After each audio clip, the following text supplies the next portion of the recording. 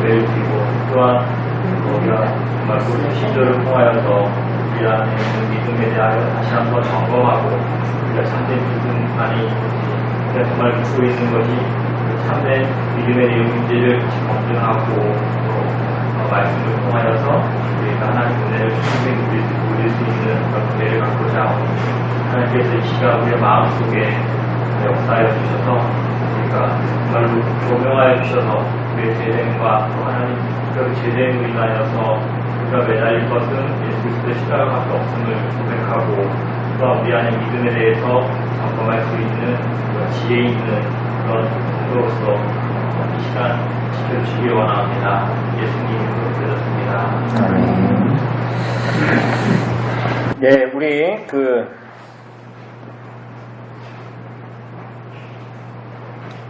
우리 오늘은 이제 첫째 지금 교리, 우리 가진 여기 책으로 28쪽에 있는 15항 할 차례거든요. 15항을 할 차례인데요.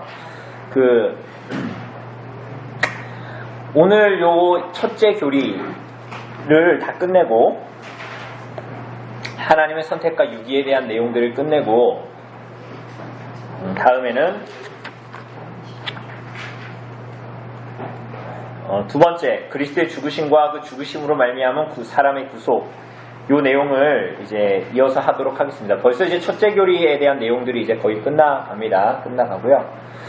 오늘은 나와 있는 대로 유기, 선택이 있으면 유기가 있잖아요. 유기에 대한 오해, 유기가 원래 어떤 용도로 쓰이는가, 그런 내용들도 우리가 좀 보도록 하겠습니다. 그리고 요 유기에 대한 내용들을 하고 나서 다음 주에 둘째 교리로 넘어가기 전에 고사님 여기 앉으세요. 같이 앉으세요.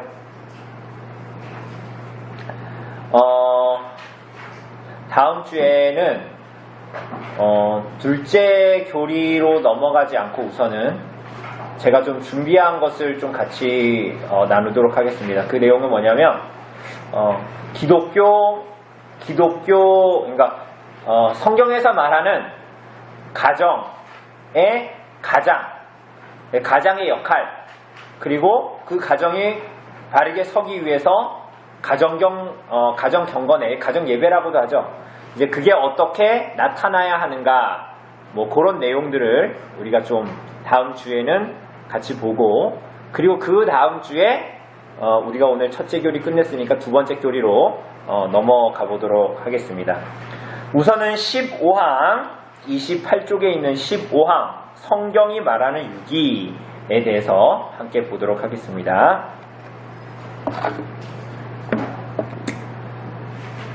예, 28쪽입니다. 28쪽. 예, 좀 길지만 우리 한번 같이 읽어보죠. 28쪽 15항 성경이 말하는 유기. 시작. 더욱이 성경은 하나님의 백성에 대한 하나님의 선택이 영원하며 받을 자격이 없는 자에게 베풀어지는 과분한 은혜임을 특별히 강조하고 우리 눈에 두드러지게 보여준다. 특히 성경은 모든 사람이 택함받은 것이 아니라 어떤 사람들은 하나님의 택하심을 받지 못하고 하나님의 영원한 선택에서 지나쳐 버림을 받는다고 증언한다.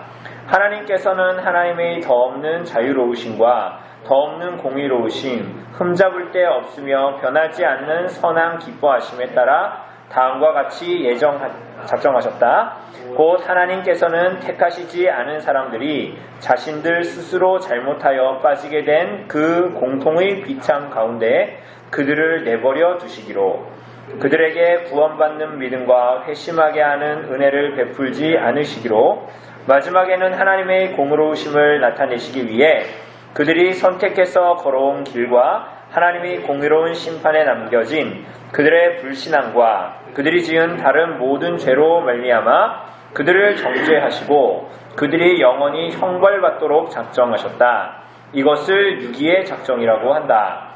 유기의 작정은 하나님을 결코 죄의 조성자로 만들지 않는다. 이는 불경한 신성모독이다. 오히려 유기의 작정은 하나님을 두렵고 흠없으며 공의로 재판하시는 심판자이시자 보응하시는 분으로 선포한다. 이렇게 말합니다. 우선은 성경이 말하는 유기, 6일을 보면 하나님께서 우리들을 선택하셨다. 이게 나를 선택하셨다. 그죠? 나를 선택하셨다. 그런데 더 놀라운 것은 나를 선택하셨다는 그 사실이 더 놀라워지는 이유는 뭐냐면 일부 다른 사람들을 사탄에게 머물러 있게 하는 그걸 뭐라 그럽니까? 유기라고 합니다. 그죠? 사탄에게 머물러 있게 하는 그것을 알게 되면 우리들의 선택이 더 놀랍게 되고 더 그게 무엇인지 더 깊이 깨닫게 되는 거죠. 왜 그렇습니까? 왜 그렇죠? 왜 우리가 유기를 알면 우리가 받은 선택이 더 커 보이고 더 놀라운 것으로 여겨질까요? 왜 그런 것 같습니까?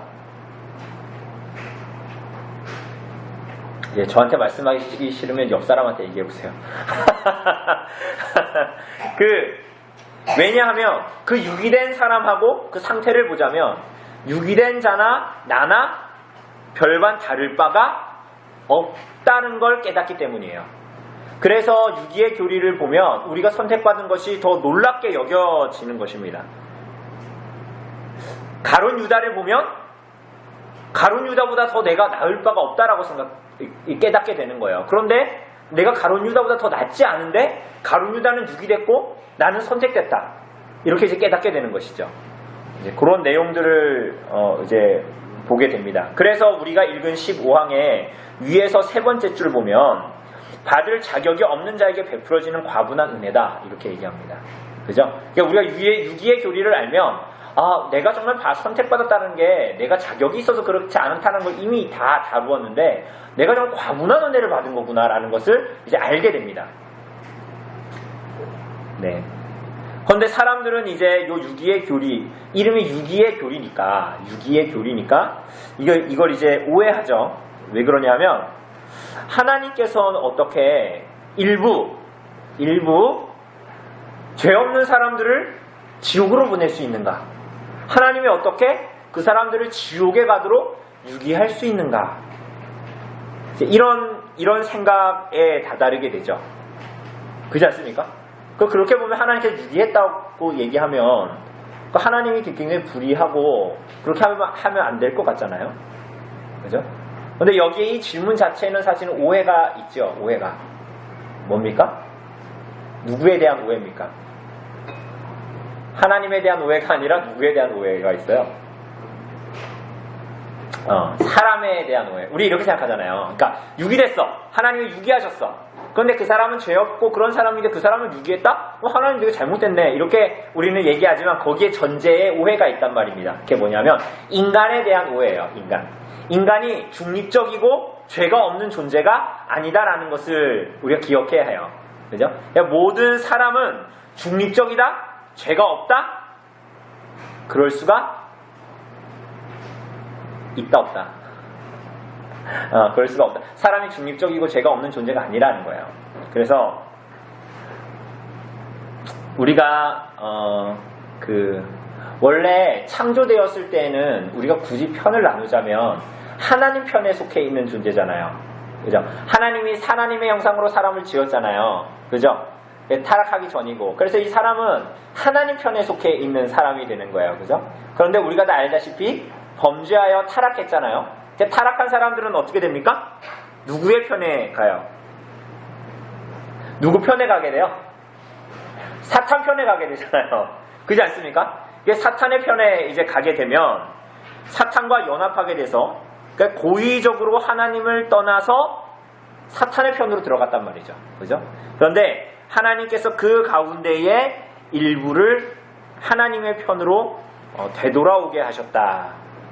그래서 하나님께서 그 일부를 하나님의 편으로 다시 속하게 하시고 나머지는 지옥으로 보냈다가 아니라 그들이 빠진 비참에 머물러 있게 하셨다. 두 개가 다르죠?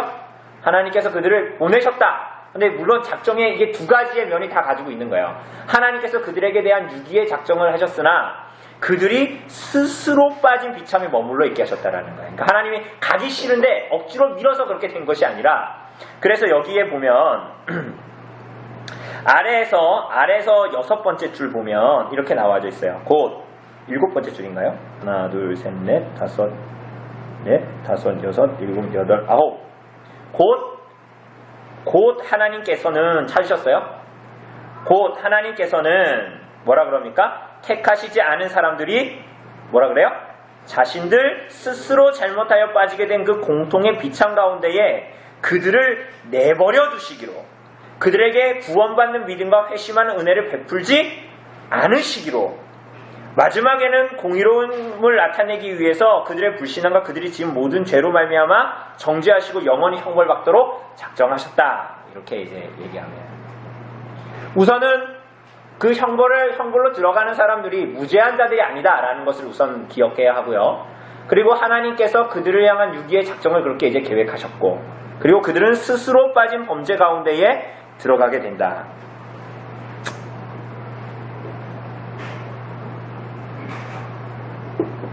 아르미니우스 주의자들은 뭐라고 생각합니까? 아르미니우스 주의자들은 하나님께서 사람을 선택하실 때 어떻게 선택하신다 그랬어요? 예리자매를 선택할 때 예리자매가 하나님을 믿을 때, 그죠? 미리 하신 신앙이라 그랬잖아요. 믿을 때 하나님께서 그를 선택하셨다. 그가 하나님을 선택할 줄 알고 신앙을 가질 줄 알고 선택하셨다라는 거죠. 그죠? 동시에 믿지 않을 때 그 미리 아신 자들을 믿지 않을 줄 알고 그들을 버리셨다. 이렇게 얘기하면 다 뭐예요? 이 작정과 모든 예정이 하나님 편에 속해 있는 것이 아니라 누구에게 속해 있는 것이 돼요? 사람에게 의존하고 사람에게 이제 그 키가 주어져 있는 것으로 되어지는 것이죠. 그러나 그렇지 않다라는 것 우리가 알게 됩니다. 그래서 우리가 보면 위에서 중간쯤에 4, 5, 6, 7, 8번째 줄을 보면 15항의 8번째 줄을 보면 하나님께서는 하나님의 더없는 자비로우심, 더없는 공의로우심, 흠잡을 데 없으며 변하지 않는 선한 기뻐하심을 따라서 구원할 자를 선택하시기도 하고 동시에 유기자를 선택하셨다.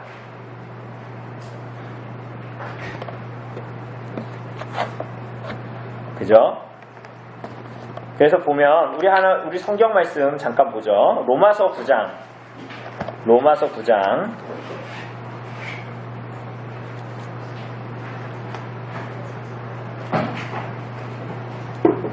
로마서 9장 22절 23절 252쪽입니다. 신약성경 252쪽 로마서 9장 22절 19절부터 22절부터 23절만 보면 되겠네요. 22, 23만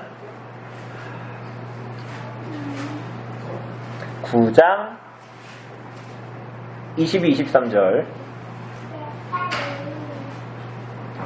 같이 읽어보죠. 22, 23절 시작. 만일 하나님이 그의 진노를 보이시고 그의 능력을 알게 하고자 하사 멸하기로 준비된 진노의 그릇을 오래 참으심으로 관용하시고 또한 영광받기로 예비하신 바 긍휼에 대하여 그 영광의 풍성함을 알게 하고자 하셨을지라도 무슨 말을 하리요 이렇게 이제 얘기합니다. 그래서 하나님은 하나님의 기뻐하시는 뜻대로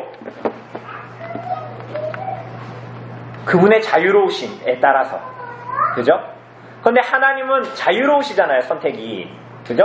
하나님은 선택이 자유로우신데 우리가 알아야 할 것은 전에도 얘기했지만 하나님은 제2원인자의 영향을 받지 않는다 그러셨죠?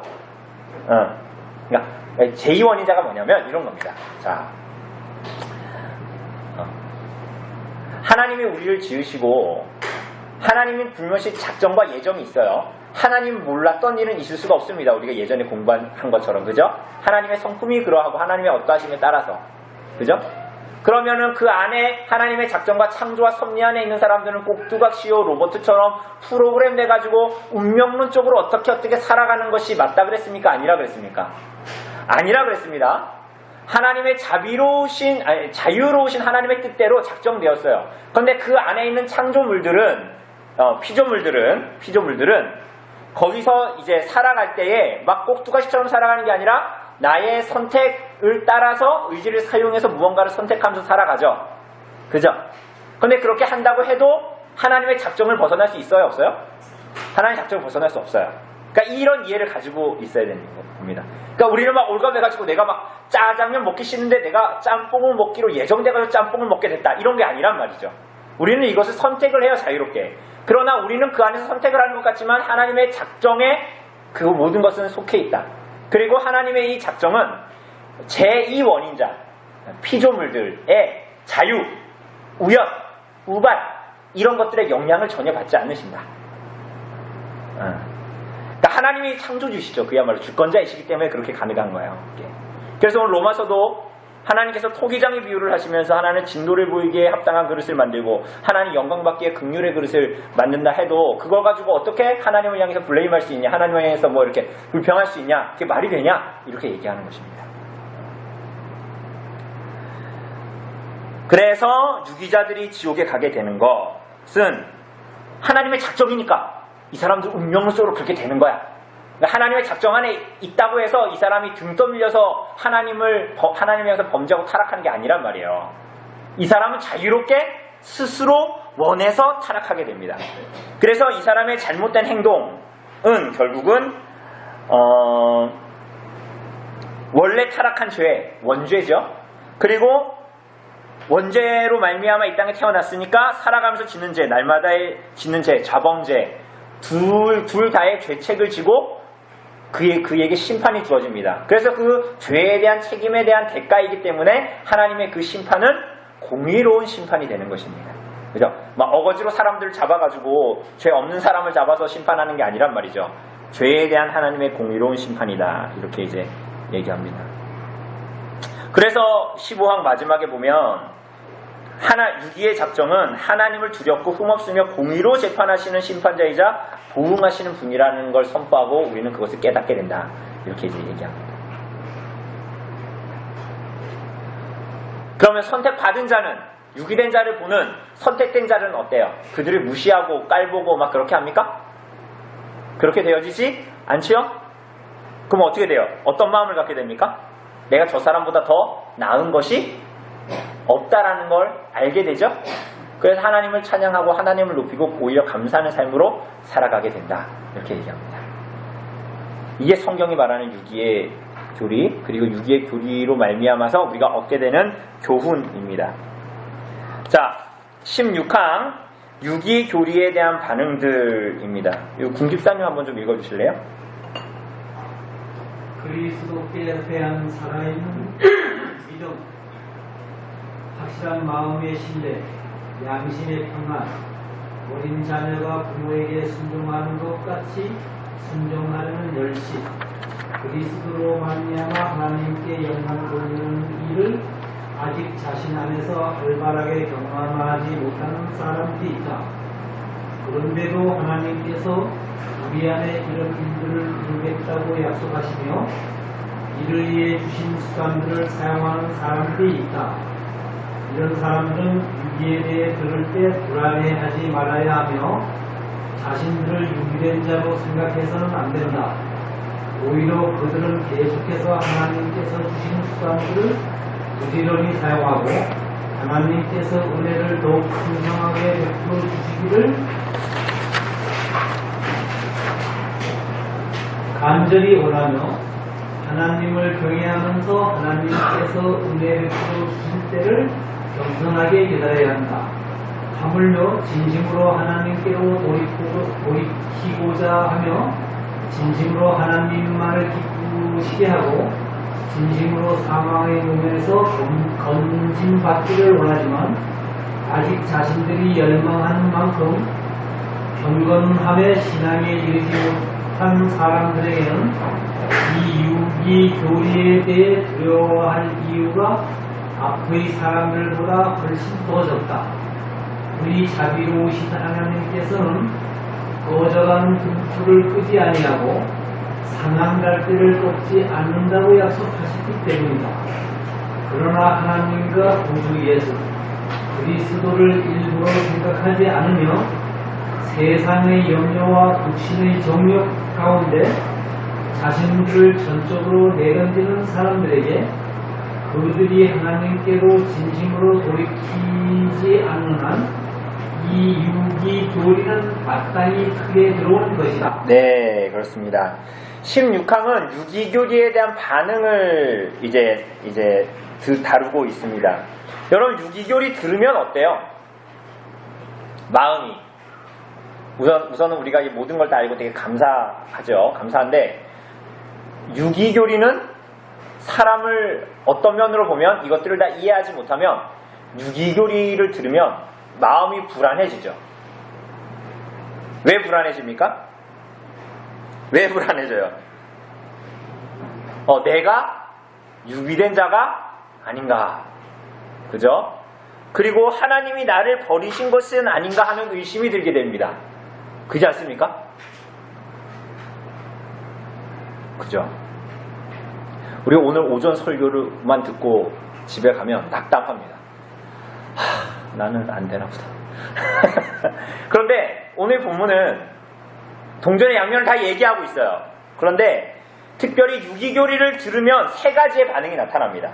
유기교리를 들으면 세 가지 반응이 나타나는데, 첫 번째, 아주 첫 문장에서 길게 서술된 사람이 있어요. 이 사람은 누구냐면 자신 안에 선택의 열매가 분명히 선택의 열매를 분별하지 못해. 성경이 말하고 있는 여기에 그리스도에 대한 살아있는 믿음, 확실한 마음의 신뢰, 양심의 평안, 어린 자녀가 부모에게 순종하는 것과 같이 순종하려는 마음, 그리스도로 말미암아 하나님께 영광을 돌리는 일, 이런 것들이 알아. 이게 선택의 열매인지. 그런데 이런 것들을 충분히 누리지 못해. 그러면서도 모태신앙의 주로 하는 건데, 그러면서도 교회는 못 떠나. 그러면서도 말씀을 들으러 가. 이런 사람들이 첫 번째로 나타납니다. 두 번째 사람들은 어떤 사람이냐면, 그게 이제 뒷장에 보면 하물며 여기에서부터 이제 나오는 사람들인데, 이 사람들은 자기가 열망하는 만큼의 경건함과 믿음의 정도에 도달하지 못한 사람들이에요.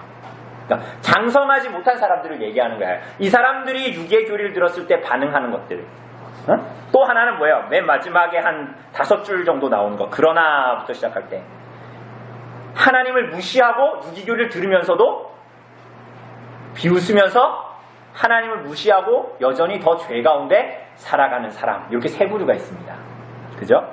우선은 첫 번째 부류, 아까 얘기했던 선택의 열매를 알아요. 근데 그것이 내 안에 내 안에서 확인되어지지 않는 사람들, 잘 많이 확인되어지지 않는 사람들. 그래서 이 사람들은 하나님을 섬기기를 원해요. 그런데 내 안에 우리가 오전에 본 대로 그런 살아있는 믿음이라는 게 확증이 잘 안 돼. 우리 지난주에 본 대로 나는 내가 제일 잘 알잖아요. 그런데 내 삶을 돌아봤을 때 내 안에 살아있는 그 열매에 대한 이 선택의 열매가 나타나지 않아. 그래가지고 내 삶 속에서는 충분히 하나님을 찬양할 수 없다고 생각이 드는 거예요. 여러분 이런 생각 한 적 없으세요? 이런 경험들이 우리 안에 있잖아요. 그래가지고 이런 사람들은 유기의 교리를 들으면 불안해해요. 그래서 나는 정말 선택받았나? 나 유기자 아닐까? 이런 생각을 이제 하게 됩니다. 그러나 여기에 보면 이렇게 얘기합니다. 이 첫 번째 사람들 보는 거예요. 위에서 16항 위에서 5번째 줄 그런데 나옵니다. 찾으셨습니까? 그런데도 찾으셨습니까? 예. 그런데도 하나님께서 우리 안에 이런 일들을 이루시겠다고 약속하시며 이를 위해 주신 수단들을 뭐 한다? 사용하는 사람들이에요, 이 사람들이. 그러니까 자기 안에 열매가 나타나진 않아. 그래가지고 막 내가 정말 산 믿음을 가지고 있나 막 이런 고민을 해. 그러면서도 주일날 예배는 나와야 돼. 주중에 말씀 들으러 나오고 기도하러 나와. 이런 사람들이에요. 근데 이런 사람들은 유기의 교리를 듣고 불안해하거나 낭망하면 된다 안 된다? 그럴 필요가 없다. 여러분 그 하이델베르크 요리문답 제가 오늘 나눠드린 그 종이 보면 하이델베르크 요리문답 65문답 있죠? 그죠? 그래서 65문에 이렇게 묻습니다. 오직 믿음으로만 우리가 그리스도와 그의 모든 은덕에 참여할 수 있는데 이 믿음은 어디에서 옵니까? 우리가 믿음으로만 그리스도와 그분의 덕에 참여할 수 있다면서요. 그죠? 근데 이 믿음은 대체 어디서 옵니까? 그러니까 뭐라 그래요? 예, 쭉 읽어봅시다. 시작. 성령에게서 옵니다. 그분은 거룩한 복음의 강설로 우리 마음에 믿음을 일으키며 성례의 시행으로 믿음을 굳세게 하십니다. 자, 이 믿음을 주시는 분은 누구예요? 성령님이에요. 여러분 들어가지고 여러분들이 스스로 믿은 게 아닙니다. 이 구원 얻는 믿음은, 저 부침받는 믿음은 오직 성령 하나님이 주셔야 가능한 겁니다. 그런데 그분이 뭘 도구로 주신대요, 믿음을? 두 가지입니다. 뭐예요? 거룩한 복음의 강설. 이거 뭐예요? 설교 듣는 거예요, 여러분들이. 하나님께서 설교를 통해서, 그리고 그 아래 보면 뭐예요?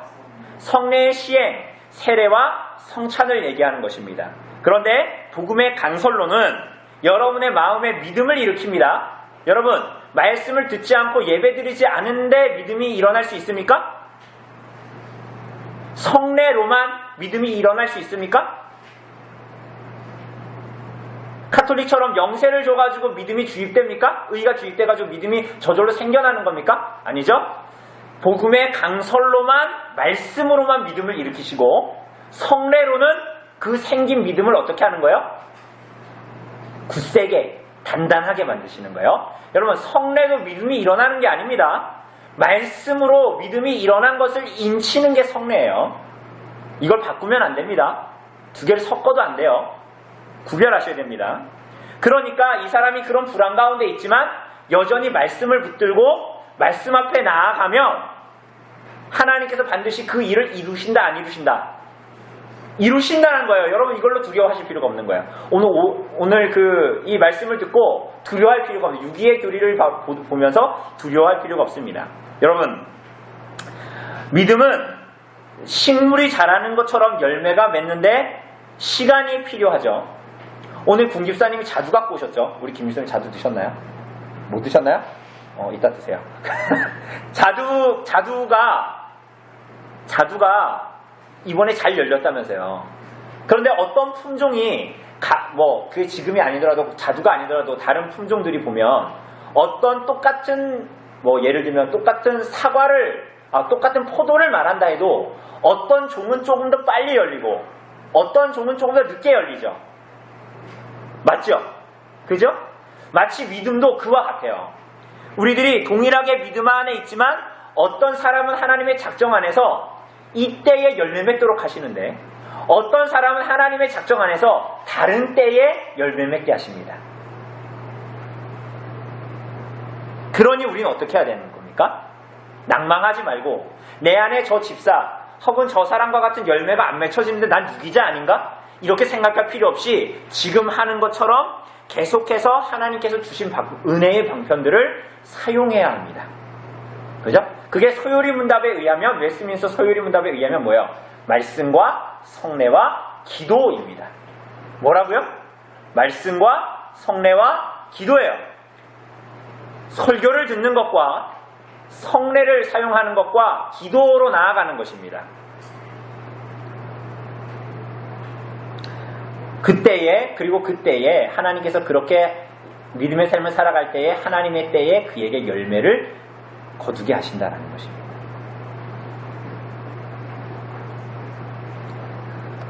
네, 그리고 두 번째 사람이 있습니다. 두 번째. 이 사람은 자기가 바라는 경건과 믿음의 수준에 도달하지 못해가지고 두려워하는 사람이에요. 그런 사람들은 이 유기의 교리를 듣고 두려워합니다. 그런데 여러분 잘 생각해 보세요. 내가 원하는 믿음과 경건의 수준. 여러분 지난 일주일을 잘 생각해 보면 죄를 짓고 살았어요? 안 짓고 살았어요? 짓고 살았죠? 예수님 믿고 난 이후에 죄를 짓고 살았어요? 안 짓고 살았어요? 짓고 살았죠? 그죠? 그러니까 우리는 날마다 죄와 싸우지만 때로는 더 악한 경향으로, 죄된 경향으로 빠지게 되죠. 말을 함부로 하기도 하고요. 사람들한테. 불법을 저질러서라도 내가 돈을 벌기를 원하고요. 그죠?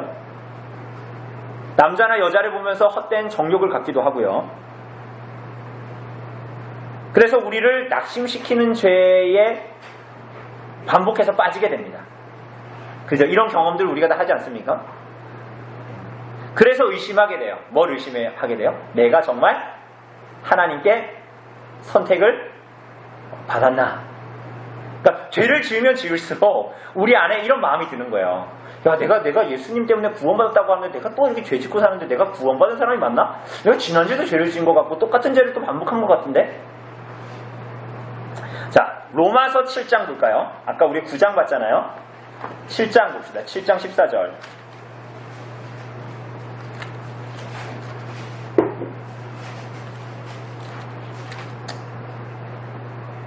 자, 7장 14절을 보면 뭐라 그래요? 우리가 율법은 하나님의 말씀은 신령한 줄 알거니와 뭐래요?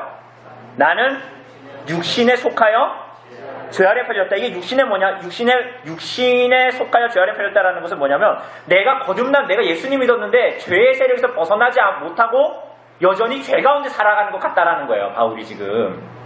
딴 사람 얘기하는 게 아니라 바울 자신을 얘기하는 거잖아요. 그래서 나는 죄 아래 팔렸다 이렇게 얘기합니다. 15절에 가면 또 뭐라 그래요? 내가 행하는 것을 내가 알지 못하노니 곧 내가 원하는 것은 행하지 아니하고 내가 원하는 건 뭘까요? 거듭난 사람이 원하는 건 뭐예요?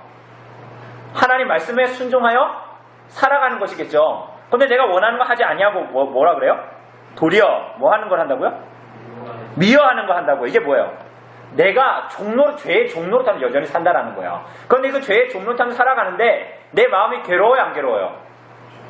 괴롭다라는 거예요, 지금. 갈등이 생기고 막. 18절 보면 막 뭐라 그래요? 내 속 곧 내 육신에 선한 것이 거하지 아니하는 줄 아노니 원함은 내게 있으나 선을 행하는 것은 없다. 19절에 뭐라 그래요? 내가 원하는 바 선은 행하지 아니하고 도리어 원하지 아니하는 바 악을 행한다. 지금 이게 성도의 삶에 성공한 거예요, 실패한 거예요? 내가 생각하는 경건과 믿음에 도달한 거에 못 도달하고 있다 얘기하는 거예요. 도달하지 못하고 있고 좌절을 경험하는 거예요. 그러니까 여러분과 제가 오늘 설교 듣고 막 성도의 교제를 하고 믿음으로 하나님 말씀대로 살아가야지 이렇게 하고 딱 갔잖아요. 근데 우리의 삶에서 경험되는 게 자꾸 뭐라는 거예요? 좌절, 죄를 지어서. 23절에 보면 뭐라 그래요? 같이 읽어봅시다. 23절 시작. 내 지체 속에서 한 다른 법이 내 마음의 법과 싸워 내 지체 속에 있는 죄의 법으로 나를 사로잡는 것을 보는도다. 내 안에 격렬한 전쟁이 있다. 24절 뭐라 그래요? 오호라 나는 공고한 사람이로다. 이 사망의 몸에서 누가 나를 건져내랴. 소망이 있다는 겁니까? 없다는 겁니까? 소망이 없죠. 여러분 이런 생각 자주 들죠. 저도 자주 들거든요. 내가 목사고 내가 목사이기 전에 성도인데 내가 하나님 말씀을 따라 살아가야 되는데 죄를 더 먹고 마시는 것 같은 경험들. 그죠? 내 안에 불쑥불쑥 일어나는 죄된 마음들을 어찌할지 몰라서 때론 죄에 짓는 것 같은. 그죠? 이런 경험들을 너무 자주 하잖아요. 그래서 바울도 그런 경험 속에서 뭐라는 거예요? 오호라 나는 공고한 사람이라는 거예요. 내 이 사망의 몸에서 누가 나를 건져낼 수 있는가? 이렇게 얘기하는 거예요. 그런데 어디서 소망을 줄 수 있어요? 25절에 보니까 우리 주 예수 그리스도로 말미암아 하나님께 감사하리로다. 그러니까 예수 그리스도의 십자가의 대속의 사건만이 우리에게 유일한 소망이 된다.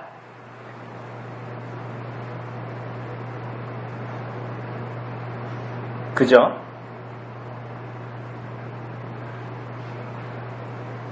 그러면 이거를 소급해서 얘기해보면 우리에게 죄가 있다라는 것이 우리가 생각하는 경건과 믿음의 수준에 이르지 못했다라는 것이 우리가 유기됐다라는 증거입니까? 증거예요? 그러니까 오늘 바울이 이렇게 막 내가 죄로 사로잡혀오고 오라 나는 공부한 사람이다 이런 갈등 속에서 죄와의 전쟁, 그래서 내가 죄에 맨날 지는 것 같고 막 그렇게 살아가는 그 삶이 전쟁이 없는 건 아니잖아요. 지금 죄와의 싸움이 없는 거 아니잖아요. 근데 이렇게 지는 것 같은 10의 분은 지는 것 같은 이런 삶 속에 살아가는 것이 유기됐다라는 증거입니까? 그러니까 하나님께 버려졌다는 증거입니까? 맞아요, 아니에요? 아니죠. 그죠? 제가 나눠드린 거 그거 보면 하일제베르크 요리문답 114문답이죠. 문을 해볼게요. 그런데 하나님께 돌아온 사람이 이 계명들을 완전히 지킬 수 있습니까? 뭐라 그래요? 아닙니다. 가장 거룩한 사람이라도 이 세상을 권하는 이러한 순서를 시작했을 뿐입니다. 그러나 그들은 그 열심으로 하나님의 일부 계명만이 아니라 모든 계명에 따라 살기 시작합니다. 네, 여러분 가장 거룩한 사람이라도 이 세상에 살 동안에는 이런 순종을 겨우 시작했을 뿐이에요. 그죠?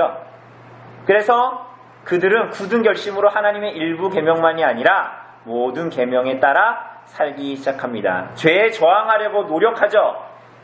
실패하고 괴롭고 그래서 내가 상처받고 하나님의 말씀대로 살아갈 담력을 잃어버리죠. 그러나 하나님께서 그 가운데에 놀랄 필요가 없다라고 우리들에게 오히려 말씀하시고 격려하십니다. 우리 다음 주에 성찬하잖아요. 근데 성찬 예식문에 보면 우리가 이제 읽으니까 그 예식문에 보면 이런 부분이 나와요. 여러분 들으면 기억하실 거예요. 우리가 다음과 같은 부끄러운 죄를 범하고 있음을 스스로 아는 자들에게 주님의 상에 참여하지 말 것을 권하며 그들이 하나님 나라에 차지할 자리가 없음을 선언합니다. 이렇게 얘기합니다. 여기 기억나세요? 어렴풋이 기억나시죠? 이런 죄 가운데 있는 사람은 성찬에 참여하지 마라 이렇게 얘기하잖아요. 예식문에 보면. 그런데 이어서 여기서 끝나지 않아요. 뭐라 그럽니까? 이어서 이 모든 죄인의 목록은 단 하나의 범죄도 없는 자만이 성찬에 참여할 수 있는 것처럼 심령이 찔려있는 신자에게조차도 모든 용기를 빼앗으려고 제시된 것은 아닙니다. 우리는 날마다 우리의 연약함과 육신의 악한 정욕과 더불어 투쟁합니다. 그러나 성령의 은혜로 이 결점들을 슬퍼하고 우리의 불신앙에 대항하여 싸우고 하나님의 모든 계명을 따라 살기를 원합니다. 이렇게 얘기합니다. 그러니 죄가 많고 동일한 죄를 반복해서 짓는다라는 것을 우린 알아요. 그러나 하나님의 말씀이 지시하시는 선택된 이 확실한 선택의 열매들이 우리 안에서 조금이라도 발견된다면 그것은 우리가 유기된 자가 아니라는 것. 사실은 우리가 우리 안에서 하나님께서 말씀하신 법과 싸우는 흔적들이 남아있다면 우리는 유기된 자가 아니라는 거예요. 그래서 우리가 읽은 이 16항에 보면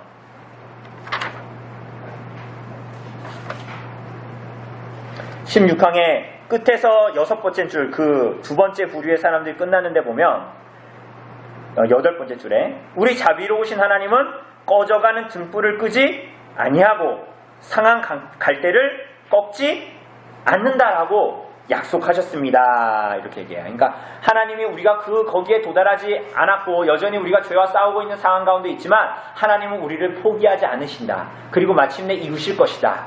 완성을 향해서 완전히 이루실 것이다. 이렇게 우리들에게 말씀하고 약속하고 있는 것입니다. 그런데 여기에 이제 나오는 이 유기에 대해서 마지막으로 반응하는 사람이 있습니다. 그 사람이 어떤 사람입니까? 끝에서 5번째 줄부터 나오는 사람이에요. 그러나 뭐라 그래요? 하나님과 구주 예수 그리스도를 일부러 생각하지 않으며 세상의 염려와 육신의 정욕 가운데 자신들을 전적으로 내던지는 사람들에게 그들이 하나님께로 진심으로 돌이키지 않는 한 이 유기교리는 마땅히 크고 크게 두려운 것이다. 이렇게 얘기합니다. 여러분 이거 교회 안에 있는 사람일까요? 교회 밖에 있는 사람일까요?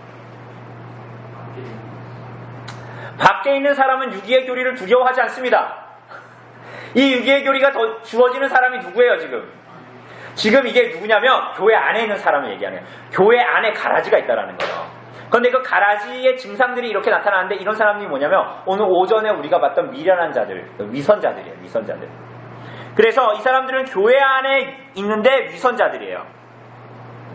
그런데 이런 선택과 유기에 대한 것들을 이 사람들도 듣는데 이 유기는 그 안에 죄책감을 일으킵니다. 사람들에게. 죄책감을 일으켜요. 위선자들에게. 그런데 돌이켜요? 안 돌이켜요? 안 돌이켜요. 여러분 그게 중요합니다. 안 돌이켜요. 그러니까 여러분 교회 역사 안에서 영적으로 수준이 낮은 시대, 세상이 교회에 영향을 많이 미치는 시대일수록 이런 위선자들이 많아요. 주일에는 예배 나오는데 6일 동안에는 세상에서 6일 동안에는 세상 사람과 아무런 다를 바가 없이 살아갑니다. 교회에서는 하나님의 이름을 부르고 찬양하는 것 같은데 가정생활로 들어가면 주님을 전혀 찾지를 않고요.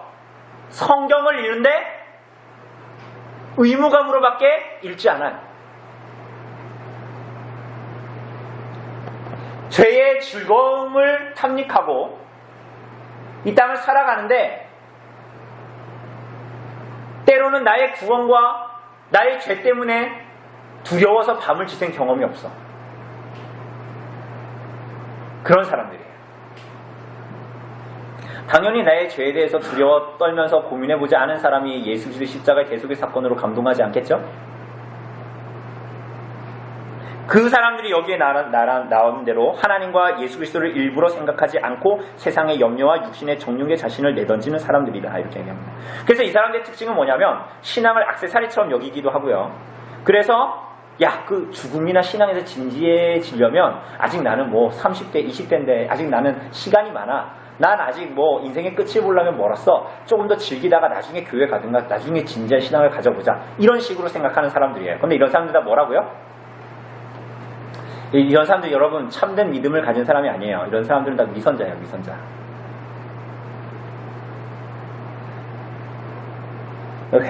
오늘 오전에 봤던 대로 회개하지 않는 사람들에게는 천국의 문이 닫혀 있습니다. 나중에 열릴 것이다? 그런 굉장히 아르미니스적인 가치와 생각을 가지고 있는 사람은 그런 일은 없습니다. 우리들의 선택이 좌지우지되는 것이 아니기 때문입니다. 마지막인데요.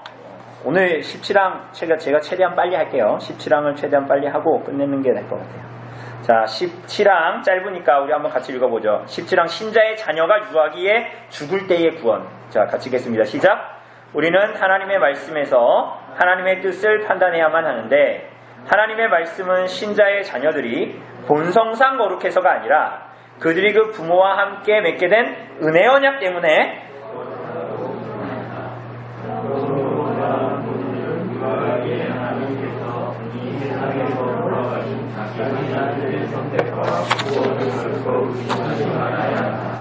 이렇게 얘기합니다. 여러분 그 아르미니스 주의자들이 이 유아기에 죽은 아이들 있잖아요. 선택받는다고 했을 것 같아요? 안 받는다고 했을 것 같아요? 여러분들 지금까지 아르미니스 주의자들을 대충 어떤 생각을 가진지 좀 생각을 해봤는데 이 사람들이 봤을 때 유아들이 구원 받는다고 생각했을까요? 구원 못 받는다고 생각했을까요? 네? 아니 어떠시냐고. 괜찮아. 이거 맞춘다고 해서 돈을 주는 것도 아니고요. 못 맞추면 뭐라 그러는 것도 아니에요. 못 받는다고. 아르미주의자들은 모든 유아들이 선택받는다고 얘기했어요. 구원받는다. 유아기에 죽어도. 왜 그렇게 생각했을까요? 이 아르미주의자들에겐 선택이 중요한데 이 유아들은 선택할 수 있어요, 없어요? 선택이 할 수가 있어요, 없어요? 선택의 유무가 우리 눈에 보이지도 않잖아요. 그죠? 이 사람들은 사람의 선택이 되게 중요하잖아요. 그러니까 이 사람들은 다 뭐라 하냐면 그러면 하나님 이 유아들은 선택을 할 수 없다. 그런데 하나님은 자비로우신 분이다. 그러니까 모두에게 구원이 허락된다. 이렇게 생각했습니다. 이렇게 주장했어요. 그래서 유아기에 있는 아이들은 죽어도 유아기에 죽으면 무조건 자동적으로 구원받고 성인이 된 사람들은 어떻게 돼요? 자신의 선택에 의해서 구원이 결정된다. 이렇게 생각했던 거예요. 그러나 여러분 성경은 뭐라 그래요? 유아들은 죄가 없다고 얘기합니까? 제 성경에는 여러분들 성경 가지고 있잖아요. 그죠? 성경에 뭐라 그래요? 아담의 후손들은 모두 다 어떻게 한다고요? 죄에 빠져 사탄의 편에 연합한 존재로 태어나게 됩니다. 그죠? 그래서 아담이 죄를 범했을 때 우리도 다 범했고, 그래서 하나님의 진노가 뭐라 그래요? 모든 성인이 아니라 모든 사람에게 임해 있다. 이렇게 얘기해요. 하나님의 진노가 모든 사람에게 임해 있다. 그렇기 때문에 우리는 원래 본질상 하나님의 진노의 자녀들입니다. 그러니까 우리는 이렇게 아기가 딱 태어나면 TV에 아기 나온 거 보면 아유 참 아기가 귀엽고 참 우리 깨물어도 막 아유 깨물어주고 싶을 정도로 귀엽다 이렇게 생각하잖아요. 근데 그 아기의 본질은 뭡니까? 하나님의 진노를 받아 마땅한 존재예요. 그런데 성경이 뭐라고 얘기하고 있냐면 그런데 하나님은 신자의 자녀들을 특별히 따로 다루세요.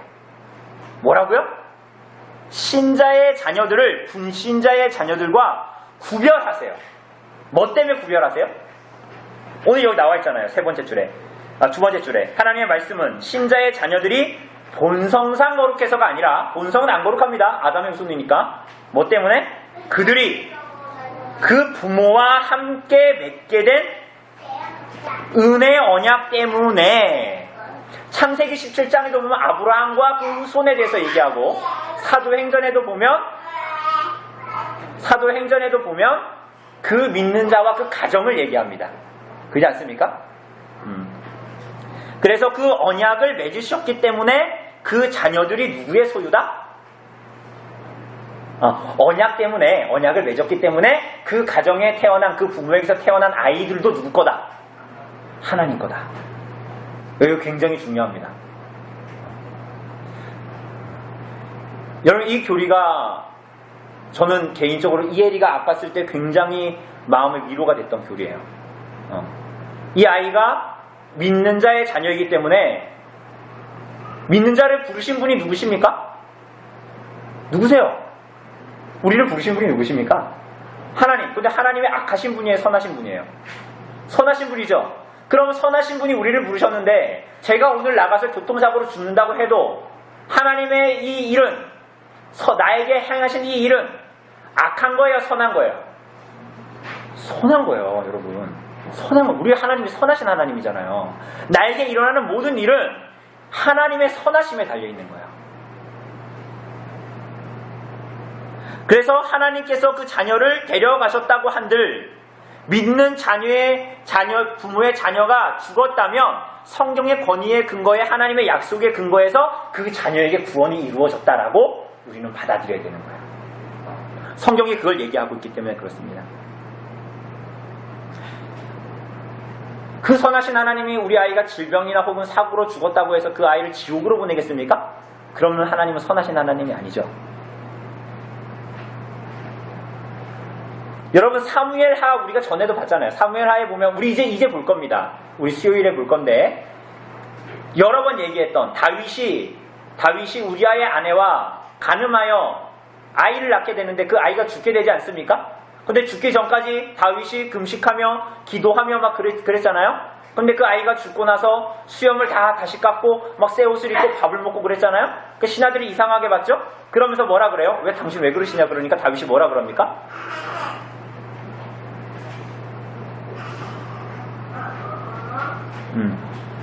하나님께서 그 아이를 누구에게로 데려갔다? 하나님께로 데려가셨고 나는 그에게 갈 것이다 이렇게 얘기합니다. 그 얘기는 그 자녀가 지금 누구에게 가 있다라는 걸 얘기하는 거예요? 하나님께 가 있다라는 걸 얘기하는 거예요. 그래서 그 평안함으로 내가 두려워하지 않고 근심하지 않는다 이렇게 이제 얘기한 것입니다. 신자의 자녀들은 하나님께 속해져 있습니다. 그죠? 여러분, 그러면 신자의 자녀가 하나님께 속해 있으면 그게 탄생 전에 속해 있을까요? 탄생 전에 속해 있을까요? 탄생 후에 속해 있을까요?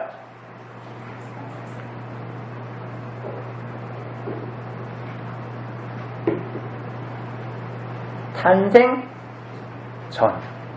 뭐 후도 마찬가지, 당연히 전이니까, 그죠? 예레미야서에서도 뭐 그런 얘기를 계속 반복해서 하지 않습니까? 그래서 우리는 이 유아기에 죽은 부모의 아이들이 믿음으로 구원받았다. 믿음으로 구원받았다라는 거 어떻게 알아요? 열매가 나타났어요, 안 나타났어요? 그 아이에게 믿음을 가지고 있어가지고 그 믿음의 열매가 그 아이의 삶에 나타났습니까? 나타나기 전에 그 아이가 어떻게 된 거예요? 유아기 때 죽은 거잖아요. 그럼 열매가 나타나지 않았으면 그 안에 뭐가 있을까요? 열매 전에 뭐가 있을까요? 열매 전에 뭐가 있을까요? 씨앗이 있겠죠. 그래서 그 아이에게 믿음의 씨앗이 여전히 있다고 이제 우리 고백하는 거예요. 근데 그게 열매로 맺혀지지 않았을 뿐이지. 그래서 성경에서 보면 아브라함과 그 자녀들을 얘기하는 것이고, 사도행전에도 보면 그 신자와 그 가정에 대해서, 그 아이들에 대해서 말하는 것입니다. 그런데 그래가지고 여기 특별히 보면, 그런데 마지막 줄에 보면, 마지막 세 번째 줄에 17항에 보면, 그러므로 뭐라 그래요? 그러므로 어떤 부모들? 경건한 부모들입니다. 경건한 부모들. 여러분, 왜 경건한 부모들이라고 얘기했을까요?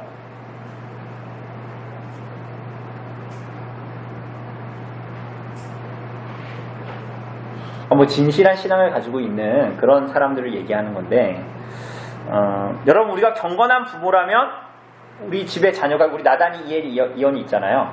그죠? 그럼 제가 경건한 부모라면 어떻게 할 거예요, 아이들한테? 나의 모든 행실을 통해서 누구를 드러내고 싶어 할까요?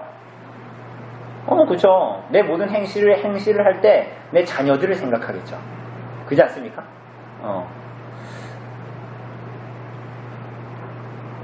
우리 아이들이, 나단이가 책을 많이 읽어요. 잘 될지 안 될지 모르겠지만 스카이대 갈 수 있을까요? 잘 되는 걸 바라겠지만 그것보다 뭘 원할까요? 이 아이가 영원한 복을 얻는 것을 소망하게 되겠죠.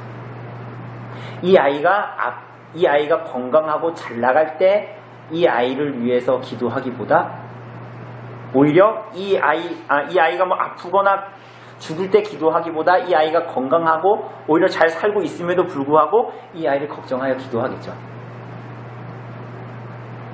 그래서 경건한 부모는 이 자녀들 때문에 하나님께 부르짖는 것을 그치지 않습니다.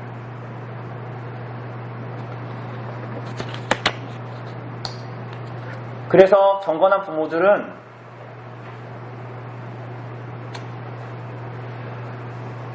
이 아이에게 회심과 믿음의 열매가 나타나기 전까지 애끓는 삶을 사는 거예요. 하나님 앞에 두려워하고.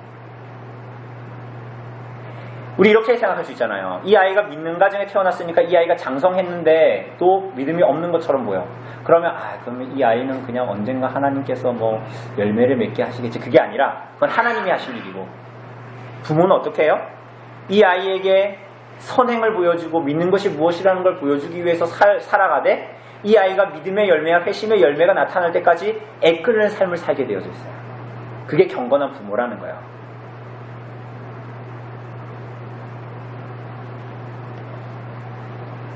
그래서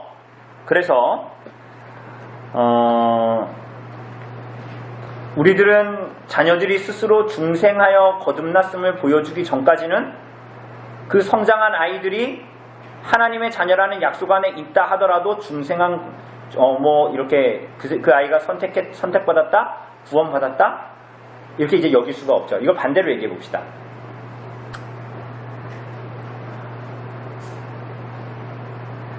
제 모교에도 보면 그 학생부가 있을 거 아닙니까? 근데 그 아이들 중에서 교회를 열심히 다니는 아이들이 있어요. 저는 전도사도 했고 강사도 하면서 그 부서를 했는데 굉장히 특이한 걸 발견했어요. 이 부모들이 그 아이가 교회에 왔다 갔다 한다는 것이 마치 그 아이의 구원을 장담하고 있는 것처럼 순진하게 생각하더라고요. 이게 무슨 얘기냐면 주일날 교회만 오면 돼. 그리고 이 부모는 그 아이에게 믿는 자의 행실을 보여주지 않아요. 그러니까 이 아이는 어떻게 돼요? 당연히 믿지 않죠. 그리고 교회는 가. 근데 그 부모는 그 아이가 그게 왔다 갔다 하고 찬양하고 예배는 드리거든. 주일학교는 가거든. 근데 그게 구원받은 표라고 생각하는 거예요. 여러분, 그렇지 않습니다. 회개하면 좋지만 교회 다니니까 택함 받은 자다? 그렇지 않습니다.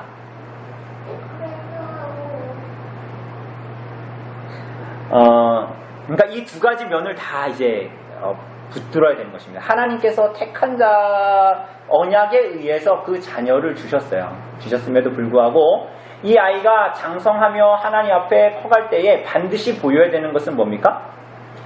믿음의 열매, 회심의 열매예요. 그리고 부모는 그것을 위해서 어떻게 해야 되는 것입니까? 경건한 부모의 모습을 보여주고 이 아이를 위해서 힘쓰고 기도해야 되는 것입니다.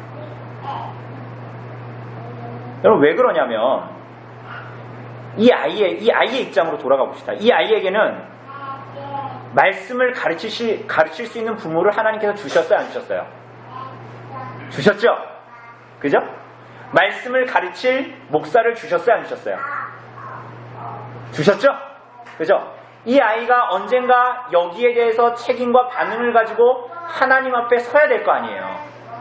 그죠? 그때에 그가 참된 믿음인지 아닌지가 나타나겠죠. 그래서 이 아이에게 계속적으로 요청해야 되는 거예요. 그러니까 얘야, 너는 믿음의 가정에서 태어났으니까 너는 구원받는 아이야. 이게 아니에요. 넌 죄인이고 너는 거듭나야 하고 너가 그렇게 하나님을 싫어하는 것은 너가 구미에 안 맞고 교회가 시대에 뒤떨어져서가 아니라 너가 여전히 악함에서 돌아서지 않았기 때문이야 라고 가르쳐줘야 돼요. 복음을 받아들이지 않는 것은 마음과 환경의 문제가 아니에요. 그의 영혼의 문제예요. 하나님의 말씀을 듣기를 즐거워하지 않는 것은 마음의 문제나 상황과 환경의 문제가 아니라 그의 영혼의 문제예요.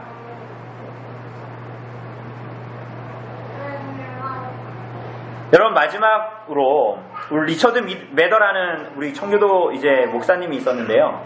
이 목사님이 심판날에 저주받은 사람들이 자신의 부모를 원망할 거라고 말하면서 이런 얘기를 했어요. 뭐라고요? 뭐 하는 날에? 심판날에 이 아이들이 심판날에 저주받은 거예요. 그러니까 지옥으로 떨어진 거예요. 그런데 이 아이들이 뭐라고 그 부모에 대해서 얘기할까? 이렇게 얘기합니다. 우리가 같이 읽어보죠. 시작.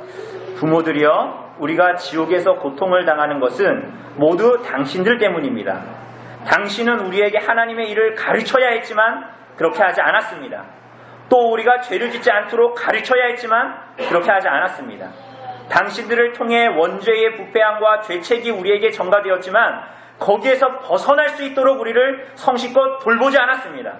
당신들처럼 부주의하고 속된 부모를 만난 우리가 참으로 저주스럽습니다.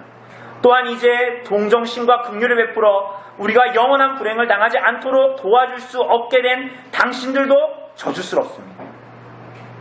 이렇게 지옥에 떨어진 아이들이 자신의 경건하지 않았던 부모들을 향해서 부르짖을 거라는 거예요.